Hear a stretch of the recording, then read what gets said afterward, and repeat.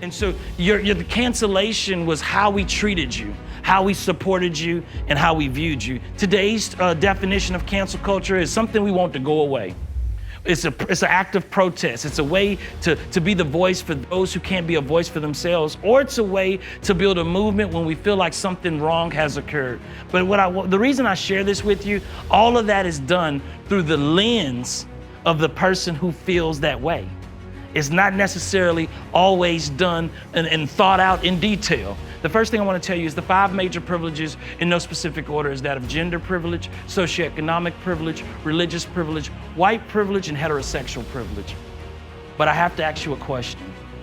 While we want to look white privilege in the face and cancel it, have you done your due diligence with the privileges you have to be an inherent ally for those who don't have the privileges? Because it's easy to point out privileges that have been oppressing us, but have you used the privileges you have to interrupt systems of oppression that are centered around socioeconomic privilege, gender privilege, heterosexual privilege, religious privilege? Have you had bold conversations even in your churches? Because we've been canceling folks for years without social media to say, how about we be more welcoming?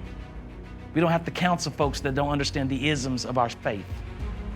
And if you haven't done, I want to tell you that you're walking down a slippery slope. Maybe you're sitting in a glass house and we're throwing stones. But I will share with you, Jared, I have 4 major privileges. I have heterosexual privilege, religious privilege, socioeconomic privilege, and I also have gender privilege. 4 major privileges. Oftentimes when we seek out diversity, equity, and equitable opportunities, we always look at it through a racial lens. But I share with you, I think we have more than just white privilege to look through when we're talking about equitable circumstances. And so the goal is that you can self-identify what your privileges are so that you can use your privilege to make level playing ground for those who don't have that privilege. That's called being an ally, an advocate, and looking at cancel culture in the face and saying, you don't have to cancel me. I just need to educate you on what privileges I have to inherently use my privileges to your benefit.